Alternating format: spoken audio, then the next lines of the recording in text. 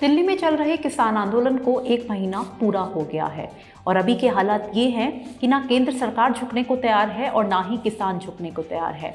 किसानों की एक लंबी फौज सिंघू बॉर्डर, चिल्का बॉर्डर और शाहजहांपुर बॉर्डर पर देखी जा सकती है।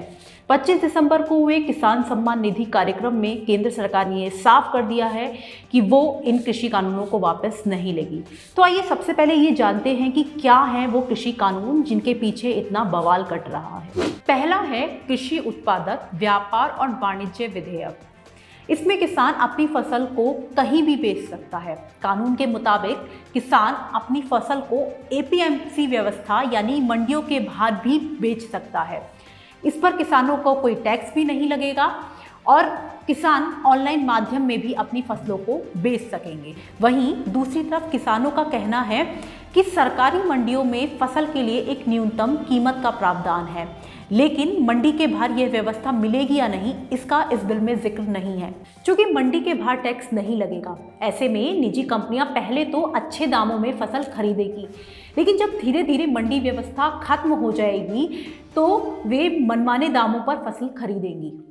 तो बेचने से क्या सरकार खुद खरीदे ना, जैसे वहाँ भी सरकार ने खरीदा है, व्यापारी फिर मनमानी लेंगे। जब सरकार नहीं खरीदेगी तो व्यापारी तो मनमानी माल खरीदेंगे। कंपनियां भी तो मनमानी खरीदेंगी। हाँ, कंपनी तो फिर अपने मनमानी खरीदेंगी। अगर 2000 का भाव अगर वो 1800 रुपये में लेगी तो लेगी, फिर किसान कहाँ जाएगा। दूसरा है मूल्य आश्वासन और कृषि सेवाओं पर कृषक अनुबंध। इसमें कॉन्ट्रैक्ट फार्मरिंग को बढ़ावा दिया गया है। इस कानून के मुताबिक किसान अपनी फसल की बुआई से पहले ही तय मानकों के आधार पर फसल का उचित दाम लगा सकता है। सरकार का कहना है कि इससे किसानों का जोखिम थोड़ा कम होगा। वहीं दूसरी तरफ वह बड़े रिटेलर व्यापारियों और एक्सपोर्टर्स के साथ जुड़ पाएगा, जबकि किसानों का मानना है कि वह अपनी ही जमीन पर मजदूर बन जाएंगे। इसके अलावा कृषि मामलों में कोई भी विवाद होने पर पहले वो सुप्रीम कोर्ट जा सकते थे, लेकिन अब निजी कंपनी से विवाद होने पर उन्हें एसडीएम के पास जाना होगा। एक शहर में रहने वाले लोगों के लिए यह बात आम हो सकती है, लेकिन एक छोटे से किसान के लिए यह बहुत बड़ी बात है। तीसरा है आवश्यक वस्तु संशोधन बिल। इसमें अनाज, तेल, दलहन, आलू और प्याज जैसी आवश्यक वस्तुओं से स्टॉक सीमा हटा ली गई है। अब केवल आपातकाल और राष्ट्रीय आपदा जैसी स्थिति में ही स्टॉक लिमिट लगाई जाएगी। अब उत्पादन, स्टोरेज और डिस्ट्रीब्यूशन पर सरकारी नियंत्रण खत्म हो गया है। सरकार का कहना है कि इससे किसान अपनी फसल को स्टॉक करके रख सकता है। वहीं किसानों का कहना है कि इससे केवल बड़े किसानों और निजी कंपनियों को ही फायदा होगा, जबकि छोटे किसानों का तो शोषण ही होना है। जबकि प्रधानमंत्री जी ने कहा है कि मैं स्टॉक की सीमाएं खत्म कर दूंगा। पैसा जिसके पास होगा स्टॉक वो करेगा। पैसा उन लोगों के पास है जो प्रधानमंत्री जी के मित्र हैं। आज अगर कोई किसान स्टॉक करना चाहे तो प्रधानमंत्री जी कहे ना कि उसकी फसल के ऊपर पैदा हुई है उसके ऊपर मैं लोन दूंगा, वो अपनी फसल को आज के भाव में जो आज की तारीख में निर्धारित मूल्य है उसके ऊपर रखे और आने वाले समय पर बेचे। चलिए, ये तो बात हो गई कृषि कानूनों की। अब बात करते हैं मौजूदा व्यवस्था यानी मंडियों की। एक किसान मंडी में आता है और कमीशन एजेंट के थ्रू अपनी फसलों को बेचता है।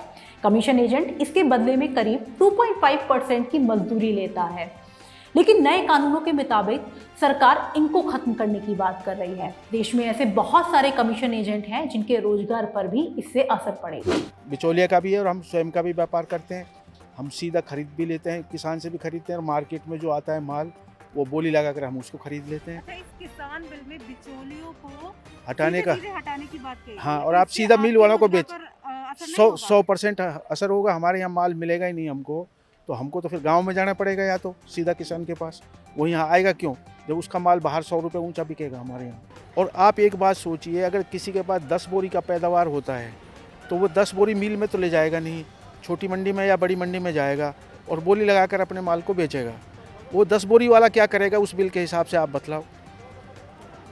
या 2 कट्टे ही लाया, किसी के 2 कट्टे ही पैदा होते हैं, छोटी सी जगह में अपनी पैदावार कर ली और उसको बेचने के लिए वो मिल में तो जाएगा नहीं, उसको कोई न कोई प्लेटफार्म तो चाहिए। वो प्लेटफार्म मंडियों में मिलेगा।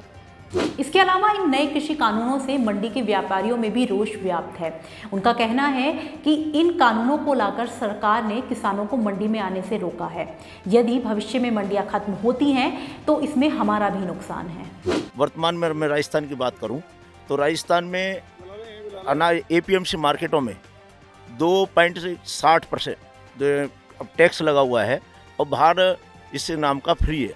वर्तमान में जो केंद्र की नीति के हिसाब से एपीएमसी मार्केट में नियम अलग हैं और एपीएमसी मार्केट के गेट के बाहर निकलते ही नियम अलग हैं।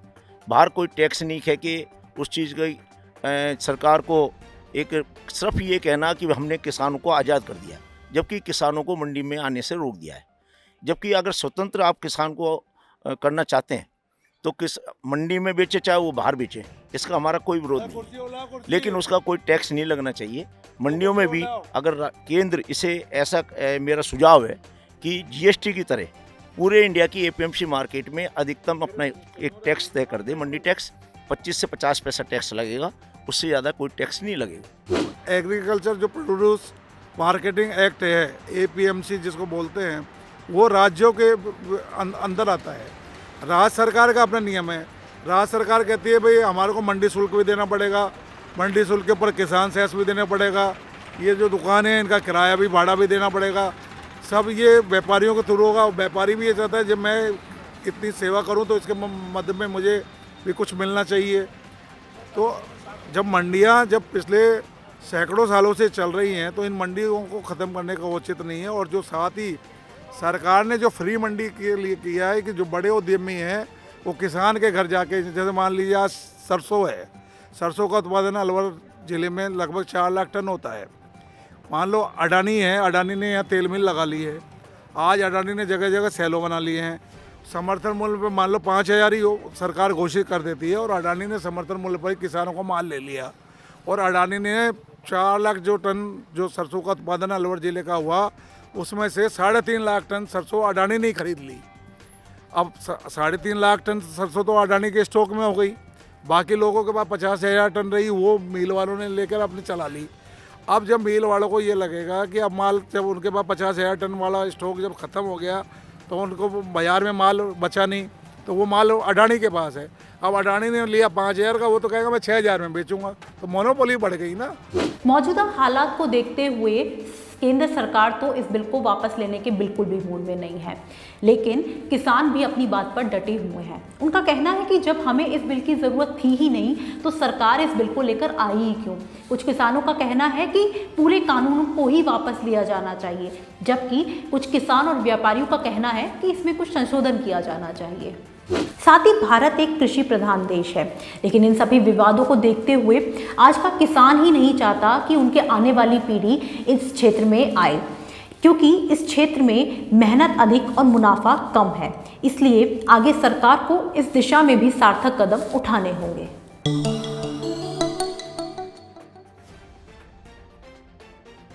मेरा अलवर में फल और सब्जी का आड़त का कारोबार है। हिंदुस्तान के इन दिनों में प्याज की आवक खैरतल के नाम से अलवर की जानी जाती है। भारत सरकार के प्रधानमंत्री जी ने ये कहा था कि मैं किसानों की आय दुगनी करना चाहता हूँ। किसानों की आय दुगनी करने के लिए हम ये चाहते हैं कि अगर किसानों की आय दुगनी हो जाएगी तो किसानों में संपन्नता आ जाएगी, संपन्नता आ जाएगी तो देश में पढ़े लिखे लोग होंगे और रोजगार बनेंगे। लेकिन प्रधानमंत्री जी ने ऐसा कार्य कौन सा किया जिस कार्य से किसानों की आय दुगनी हो? हमें यहाँ का किसानों को ना तो बीज गारंटी का मिलता है, ना यहाँ का खाद गारंटी का मिलता है। किसान के साथ जिस तरह का वातावरण आज पूरे प्रदेश में चल रहा है उसका कोई भी रखवाला नहीं है। पिछली साल इन दिनों में 100 रुपए किलो प्याज बिक रही थी।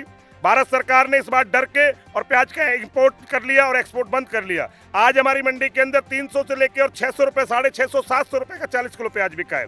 भारत के किसानों के बारे में सोचने से पहले प्रधानमंत्री जी को किसानों से चर्चा करनी चाहिए। हम लोगों को जो हम लोग कैवर्ग के दलाल हैं, हम लोगों को बिचौला कहा जाता है, जमाखोर कहा जाता है, जबकि वास्तविक स्थिति है किसान का माल आता है मंडी में खुली प्रतिस्पर्धा पर बिकता है और जितना पैसा आता है वो सारा किसान को मिलता है, केवल हमें हमारा कमीशन मिलता है। जबकि प्रधानमंत्री जी ने कहा है कि मैं स्टॉक की सीमाएं खत्म कर दूंगा। पैसा जिसके पास होगा स्टॉक वो करेगा। पैसा उन लोगों के पास है जो प्रधानमंत्री जी के मित्र हैं। आज अगर कोई किसान स्टॉक करना चाहे तो प्रधानमंत्री जी कहे ना कि उसकी फसल के ऊपर पैदा हुई है उसके ऊपर मैं लोन दूंगा, वो अपनी फसल को आज के भाव में जो आज की तारीख में निर्धारित मूल्य है उसके ऊपर रखे, और आने वाले समय पर बेचे। आज का वातावरण, किसान डरा हुआ है, किसानों के पास कोई चीज नहीं है। आज स्थिति है, किसान का बेटा ना स्कूल में पढ़ सकता है, ना किसान का बेटा कोई कार्य कर सकता है। भारत सरकार के प्रधानमंत्री ने जिस तरह का वातावरण आज देश के अंदर बनाया, पूरे देश ने उन पर भरोसा करके मतदान किया। आज की स्थिति वर्तमान में ये हो गई कि अगर एक्सपोर्ट नहीं हुआ खुला तो भारत का किसान, जो हमारे यहाँ पर राजस्थान में मेवात का अंचल कहलाता है, अलवर, भरतपुर, धौलपुर, सवाई माधोपुर, ये हमारा एरिया जो है राजस्थान का लगता है, और मेवात का जिला जो है वो हरियाणा का लगता है।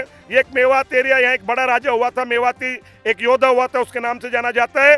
लेकिन यहाँ का जो किसान है वो निर्धारित है प्याज के ऊपर। अगर यहाँ पर प्याज का एक्सपोर्ट नहीं खुला, कीमत नहीं बनी, तो प्रधानमंत्री जी, यहाँ का किसान आने वाले समय में आत्महत्या की ओर जा रहा है, जिसका आप आंकड़े ही नहीं देते हो। मैडम, आप लोगों के चैनल के माध्यम से कहना चाहूंगा कि इस प्याज के बारे में कोई चर्चा नहीं करता। जरा सी तेजी आ जाती है, आप लोग पहुंच जाते हो कि रसोई का हाल बिगड़ा। अरे इन किसानों का तो हाल पूछो, इन बच्चों की स्थिति देखिए, इनके ऊपर मुंह के ऊपर फेफड़ी पड़ रही है और इन लोगों को कोई संभालने वाला नहीं है। आपके इस चैनल के माध्यम से भारत के उन लोगों को पता लगे जो कृषि से संबंधित चीजों के ऊपर चर्चा कर रहे हैं। ऐसे लोगों से चर्चा होनी चाहिए जो आने वाले समय में भावों के बारे में चर्चा हो, कितनी हमारी लागत है, कितनी हमारी पैदावार है। 1 बीघा के अंदर 50,000 की लागत है, 40,000 का हमारे को यहाँ फसल बिक रही है। उसमें भी स्थिति वर्तमान में ये है कि हमारे पास जो आने वाला समय वो सुरक्षित नहीं है। प्रधानमंत्री जी के पास एक रिमोट है जो बटन दबता है और पाकिस्तान में जाके, नेपाल में जाके बम गिरता है। हमारा यहाँ का किसान धरती में पानी ढूंढता फिर रहा है। हमको कोई ऐसी मशीन दे देवे जिससे मशीन से पता लग जाए बोरिंग यहाँ कर लो, पानी यहाँ पर है। एक व्यक्ति 10 लाख रुपए बोरिंग पर लगा देता है, पानी नहीं हो रहा है। आने वाले समय में अगर इस एरिया में, मेवात एरिया में अगर पानी नहीं लाया गया, अगर पानी की व्यवस्था यमुना का पानी नहीं लाया गया, तो निश्चित यहाँ का किसान बहुत बुरी स्थिति पे हो जाएगा और देश में अराजकता हो जाएगी। प्रधानमंत्री जी के ऊपर पूरे देश ने भरोसा किया, आम व्यक्ति ने वोट दिया, भारतीय जनता पार्टी को वोट नहीं दिया, नरेंद्र मोदी नाम के व्यक्ति को वोट दिया था। इसलिए दिया था कि उस व्यक्ति के ऊपर भरोसा था कि ये व्यक्ति देश के अंदर कार्य करेगा, किसानों के हित की रक्षा करेगा, धर्म और जाति के आधार पर नहीं चलेगा।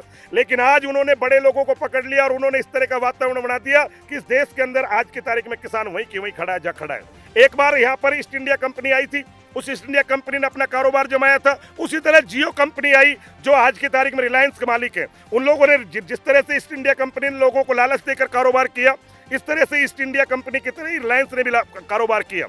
फ्री में हमको जियो सिम बांट दी और उसके बाद कीमत बढ़ा दी हमारी।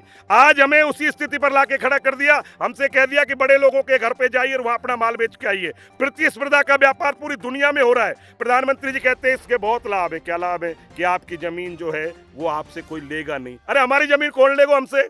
जो जमीन हमारी है उसका डर हमको बता रहे कि तुम्हारी जमीन कोई तुमसे नहीं लेगा। प्रधानमंत्री जी ने कहा कि किसानों को हमने पूरे हिंदुस्तान में माल बेचने के लिए स्वतंत्र कर दिया। प्याज यहाँ बिक्री है 600 रुपये की और लखनऊ में जाके 600 की बिक्री है। प्रधानमंत्री जी इसकी रेट तय करो कि ये 800 रुपये बिकेगा गेहूँ, हमारे यहाँ बिक रहा है 2100 रुपये किलो का। हम हरियाणा जाके बेचे बिकता है 1700 रुपये का, हम यूपी जाके बेचे 1600 रुपये का। और हमें लाभ क्या हुआ? हमें लाभ नहीं हुआ, उल्टा हमारा शोषण होने जा रहा है। हम ये कहते हैं जब एक मोची जूता बनाने वाला अपनी कीमत रख सकता है, एक आदमी सुई बनाने वाले प्याज का कट्टा जो ये दिख रहा है आपको, इस प्याज की कीमत जो है वो हमको 33 रुपए में मिला था जब चालू हुआ था। आज इसका 60 रुपए की कीमत है। कौन रख रहा है इसकी कीमत? इसकी कीमत रख रहा है बनाने वाला। हम आपके चैनल के माध्यम से कहना चाहते हैं, प्रधानमंत्री इस देश के किसान के बारे में अगर आप सोचते हो तो उसकी उपज का भाव किसान आयोग तय करे। कीमत तय हो, बीज कितने का है, पानी कितने का है, खाद कितने का है, अब रेट निर्धारित है। आप एक आदमी को देते हो 1 लाख रुपए महीना जो पढ़ा लिखा है, उसे आपने कोरोना योद्धा मान लिया। हमको कोरोना योद्धा ही नहीं मान रहे हो। ये किसान खेत में काम कर रहा है, कोरोना में सब्जी ला रहा है, कोरोना में बेच के जा रहा, बताइए किसके मास्क है? हम अगर मर जाए तो कोई पूछने वाला भी नहीं है, और एक सरकारी नौकरी वाला मर जाए तो उसको प्रधानमंत्री जी कहते हैं कि मैं 1 करोड़ रुपए दूंगा। अरे भाई, हमको मरने पर 2 लाख रुपए देती है मंडी समिति, वो तब देती है जब कृषि कार्य करते हुए हम आते हैं। अब कृषि कार्य करते हुए किसान मर जाए, अगर उसको 2 लाख रुपए मिले, उसमें भी 72 तरह की खाना पूर्ति करनी पड़ती है। किसान की क्या परिभाषा है आज की तारीख में कोई मानने को तैयार नहीं है। हमारे वो लोग किसान की परिभाषा तय कर रहे हैं जो एसी में बैठे हैं, वो लोग तय कर रहे हैं जिन्होंने कभी ये नहीं जाना कि प्याज लगता कैसे है, अनाज पैदा कैसे होता है। आपके चैनल के माध्यम से प्रधानमंत्री से मेरा निवेदन है और बारंबार निवेदन है कि आने वाले समय में अगर आप किसानों से चर्चा कर कोई कानून नहीं बनाओगे तो इस देश में अराजकता होगी, और जिसने अराजकता की उसका सर्वनाश हुआ है। जब पुराने लोगों ने कहा है कि दगा किसी का सगा नहीं और किया नहीं कर देख, और जिसने दगा किया उसके घर जाके देख। अगर एक्सपोर्ट नहीं खोलती है तो प्याज की दुनिया खत्म हो जाएगी और प्याज में लोग आत्महत्या करेंगे। प्याज का एक्सपोर्ट खोलना बहुत जरूरी है। राम राम जी।